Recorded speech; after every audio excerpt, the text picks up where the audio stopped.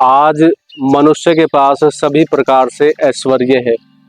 आवश्यकता के लगभग सभी समस्त पदार्थ उसके पास हैं। उसको ना अन्न की कमी है, ना धन की कमी है। कमी है तो केवल मन के सुख की कमी है और शांति के, मन में जो शांति होनी चाहिए वो शांति की कमी है, संतोष की कमी है। और यह कमी, यह अभाव इतना बड़ा है कि इसके सामने संसार के समस्त पदार्थ, सभी प्रकार के धन सब व्यर्थ हैं।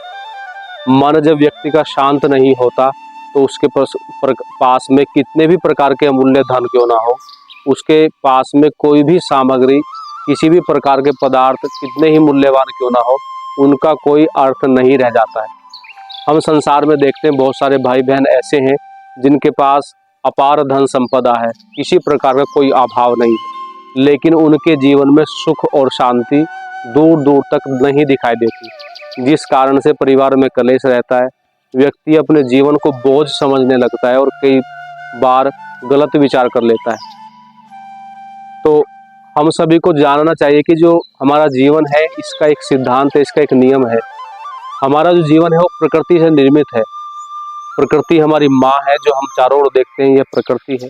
और प्रकृति के साथ में जब जुड़ कर के हम चलते हैं, मिलकर के जब रहते हैं, उसके सिद्धांतों का अनुपालन जब हम करते हैं तो प्रकृति हमें आनंद देती है, हमें शांति देती है। एक बहुत बड़ा उदाहरण इसका है कि जब आपका मन विचलित हो रहा हो तो आप अपने घर से अलग जा कर के, जहाँ पेड़ पौधे हों, आप जा कर के वहाँ बैठ जाइए और 4 से 5 बार या 10 बार आप गहरा श्वास अंदर भरें, गहरा उसको बाहर छोड़ें।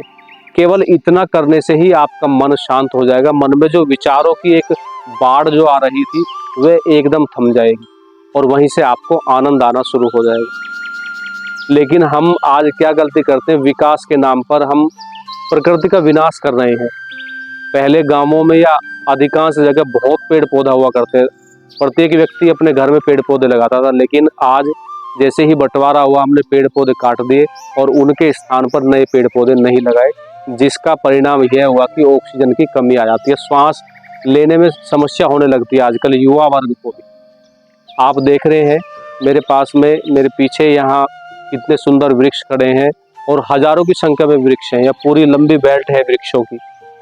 तो जब हम ऐसे वातावरण में रहते हैं, ऐसा वातावरण अपने परिवार में, अपने घर में बना लेते हैं, तो वहाँ एक अद्भुत विशेष शांति का माहौल रहता है, क्योंकि प्रकृति एक हमें सकारात्मक ऊर्जा देती है। और जब हम प्रकृति से अलग होते हैं तो वहाँ हमारे मस्तिष्क में नकारात्मक विचारों की बाढ़ आ जाती है। नकारात्मक विचार हर विषय में चलने प्रारंभ हो जाते हैं, जिससे मनुष्य परेशान हो उठता है। तो आप अपने घर में पेड़ पौधों को जरूर लगाएं।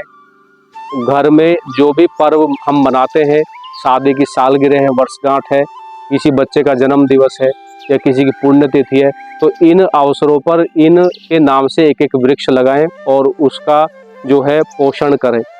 तो आप देखेंगे आपके परिवार में भी देवताओं की कृपा होगी और आपका जीवन सुखद रहेगा। तो पेड़ पौधों को यदि आप काट रहे हैं, यदि एक पेड़ काटते हैं तो उसके स्थान पर कम से कम 2 पेड़ लगाएं। और साल में 2-3 पर्व हम मनाते हैं, किसी भी जयंती के उपलक्ष्य में, विवाह की वर्षगांठ के उपलक्ष्य में या अन्य किसी अवसरों पर, तो तब भी आप पेड़ पौधे लगाएं। तो इससे आपका जो आसपास का वातावरण शुद्ध होगा, शुद्ध ऑक्सीजन आपको मिलेगी, आपका मन शांत रहेगा और फल और अन्य प्रकार के लाभ जो पेड़ों से मिलते हैं वो भी मिलेंगे। तो आप प्रकृति को बचाइए, उसका संरक्षण कीजिए और उसी के संरक्षण से आपका जीवन का भी रक्षा होगी और आपका जीवन आनंद में रहेगा।